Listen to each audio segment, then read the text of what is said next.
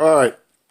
So I want to talk about a few issues that I've constantly been talking about on my videos. But one of the things I want to talk about that is really important right now is Chelsea Manning, and that's the guy who had a who had surgery and became transgender into Chelsea Manning, the one that also brought us all the crimes being committed by our fascist monsters in monster puppets in our government, and the fascists the fascists with legitimacy who call themselves corporate America and corporate and the wealthy aristocrats. So the Chelsea Manning, who brought us information about the crimes being committed under legitimacy, although it is illegitimate because there are laws in the Constitution, in the Bill of Rights, and existing common laws in the country, which was never revoked, that these criminals are breaking with the Citizens United, with giving rights to corporations and money in politics. It is also in the laws from the FCC and others that was never revoked, but has been continuously broken by those wealthy interests who own the media, who have been spreading sedition and treason and taking us further and further into fascism. Now, interestingly enough, before I get into that, Chelsea Manning is a patriotic hero, and the fact that she has been arrested again, which goes against, she shouldn't have been arrested in the first place. She shouldn't have suffered what she suffered. She suffered. She is like Jesus in that, the proverbial Jesus, in that she suffered for the people.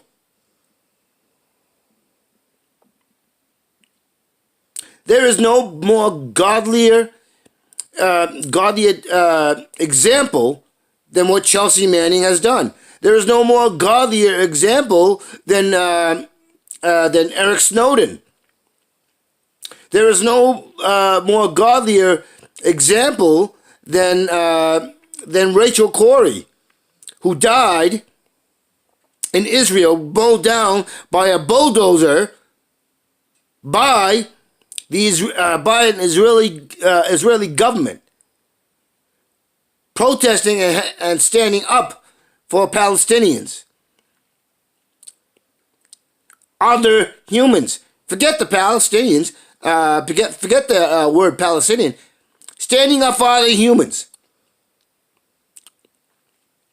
Israel has become the fascist state. Ironically, they act exactly like the Nazis. No, not ironic, actually. It's not ironic at all, as it's been going on for over 70 years.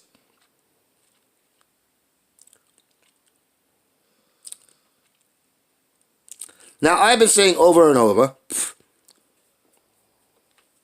that fear must be placed, must be used, and violence must be perpetrated on those who are fascists and proto-fascists within our own society. And I have stated over and over and over again, whether you call yourself a leftist or a centrist or a moderate, you cannot keep spouting this non-violent protest and all this other stuff. Not when the heinous criminal ideology of genocide,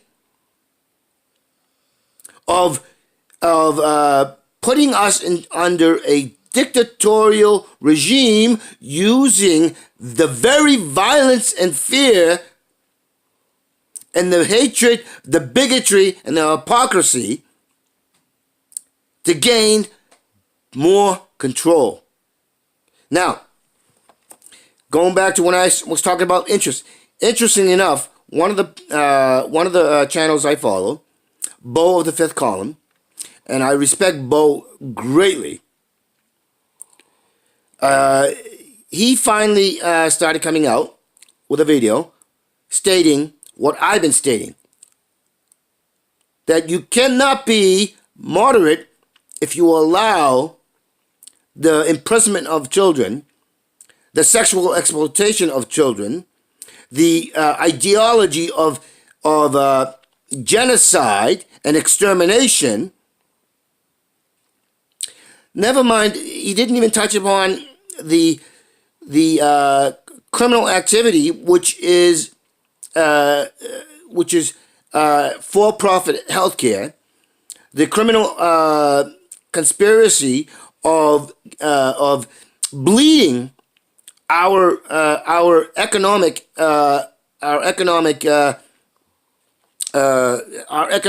efforts into the hands of the very fascists,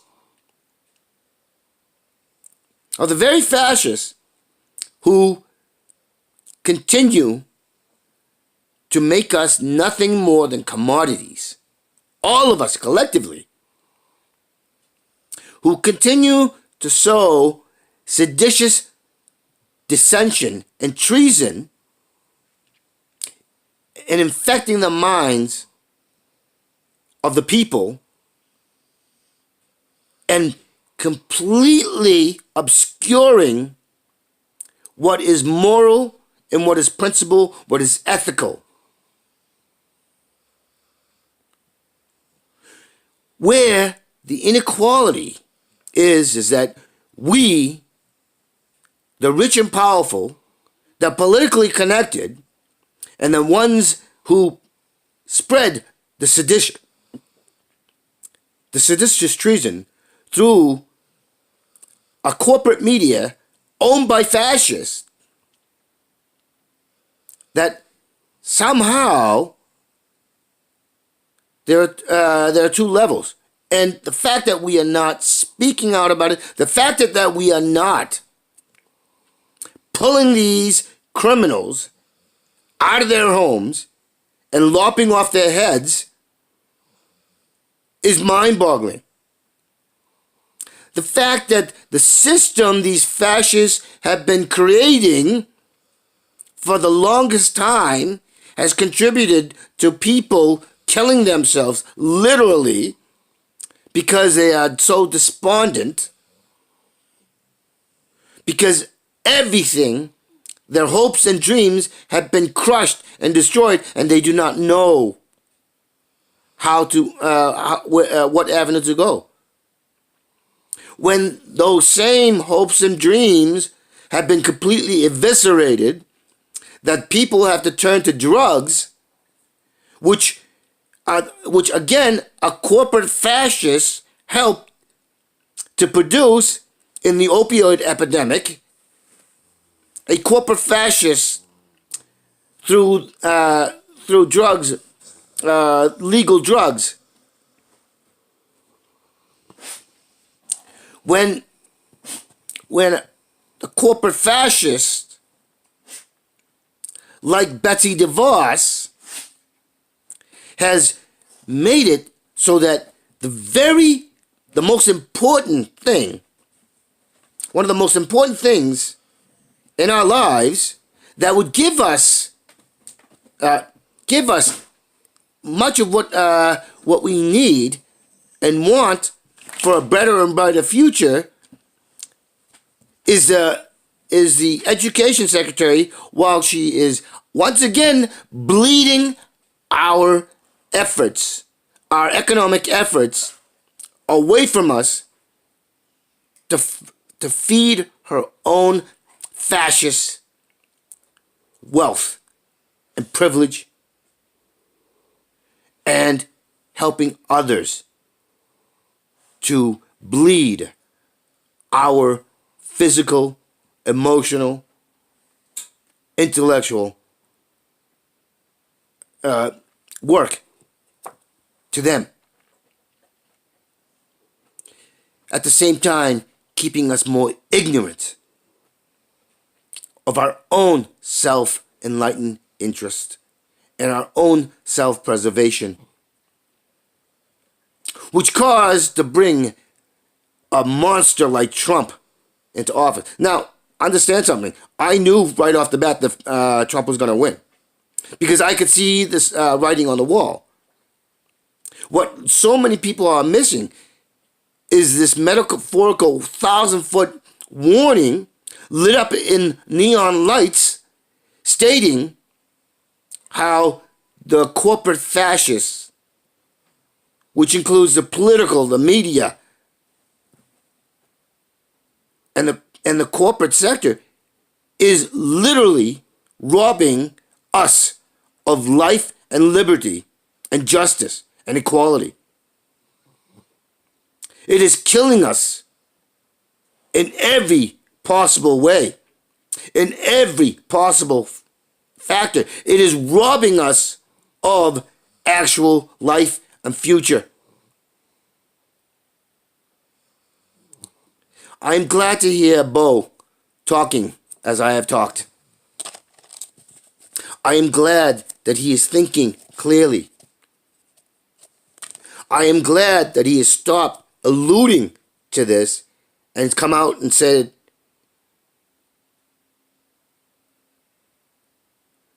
the intolerable cannot be tolerated. Ideology, which has a system of evil, monstrous evil, cannot be tolerated. Free speech is a lie. When you talk about free speech, and yet you are allowed to espouse, and the so-called liberals and moderate conservatives, and even the leftist progressives, keep spouting goodness of it, depending on the good will and intellect and moral of monstrous people, then they are just propagating and infecting the sanity. We have a sea of insanity in this country. A complete collapse of morals, of the golden rule. The golden rule does not include accepting evil, of tolerating evil.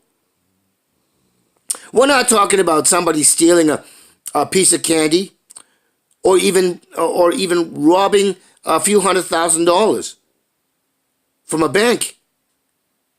We're not talking about somebody murdering somebody because they had because they got angry and made a mistake that they regret that they would not really want to do. We're not talking about somebody who got drunk and drove a car and hit somebody and killed that person or the entire family, but they would not ever consider doing that if they had a clear mind. I'm not talking about that. There's crime, and then there's monstrous evil. And the monstrous evil is exactly what I've been talking about. The acceptance of fascism is a point I want to make to you. And that point is that during the rise of Nazi Germany, it is the reason why Nazi Germany succeeded is because there were moderates and there were liberals who were trying to find a middle ground and accepting the evil.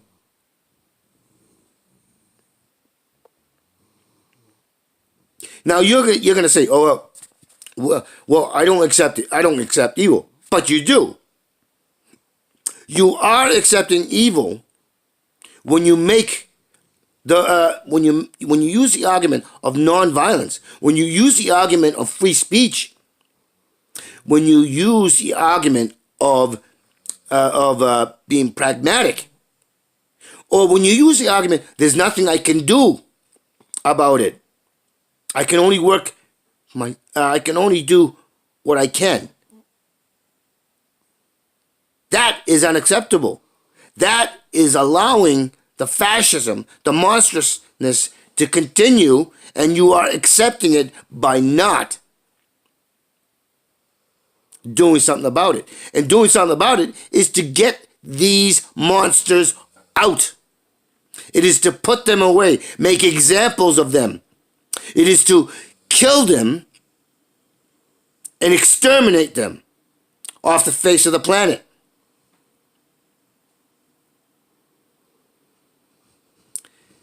It is not accepting a media, a fascist criminal organization, from spreading.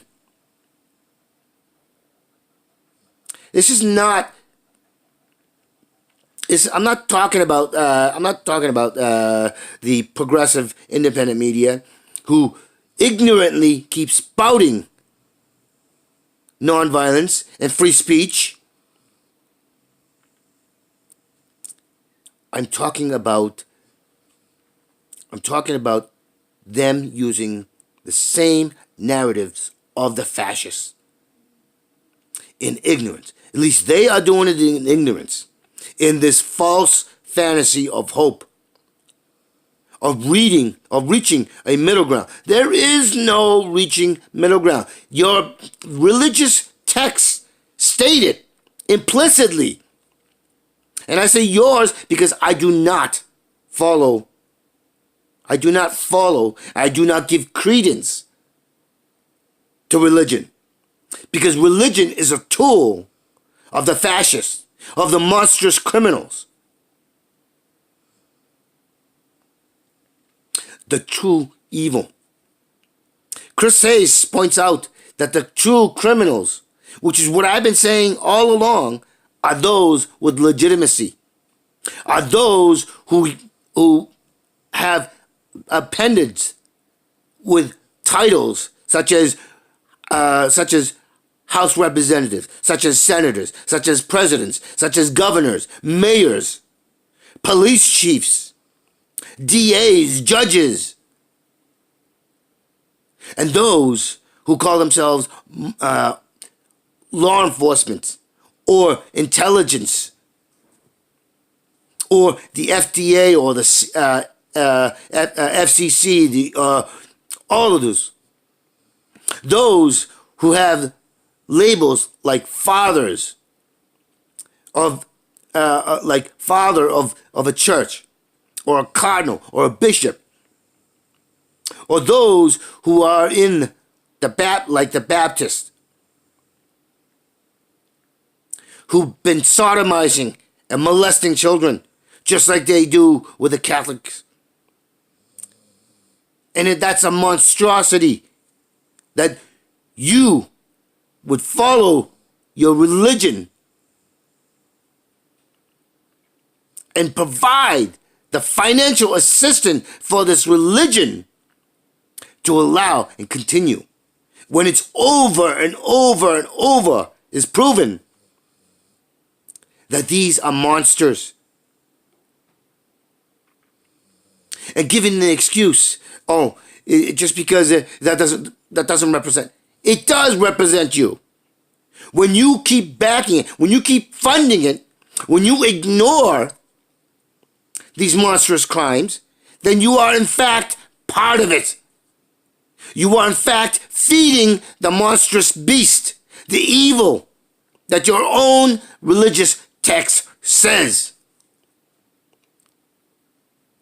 It's the same thing with politicians, with feeding the corporate beast, the moneyed beast, these immoral, monstrous, villainous evil. When you cite studies from something called the Libertarian think tank or the Conservative think tank, on all these other think tanks and institutions which spout seditious treason because they are monsters.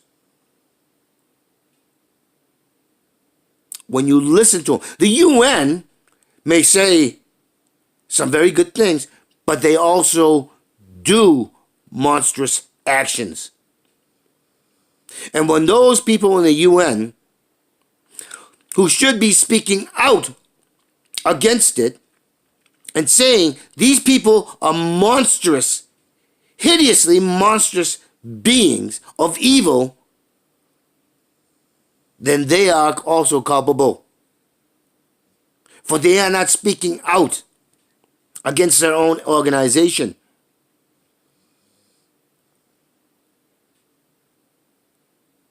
No, there is no such thing as the middle ground. There is justice, there is equality, there is truth, and there are lies. Lies. Lying. There is no such thing as a white lie. White lies are an infection because it keeps spreading. Because we lie to ourselves.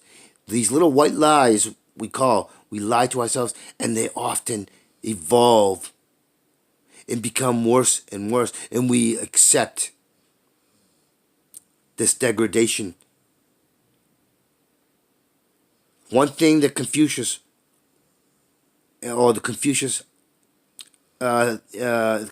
theology was correcting is that lying is a sin against yourself. It is a crime against yourself. That only blunt honesty and truth should matter. I mean, there are other things that Confucius said that are completely ridiculous.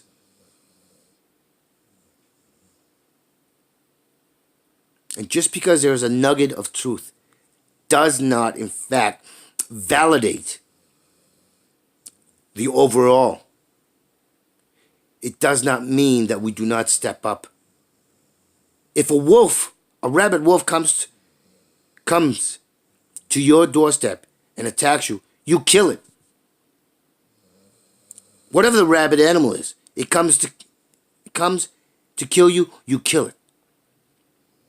If a criminal comes at you to kill you, then you kill it. This is no different. This is no different. But it is also different because when those who are supposed to be legitimate do these actions, they do not simply just come to kill you in singular context. but they come to kill all in a collective action. It is in a collective assault on the many by the few. That is monstrous.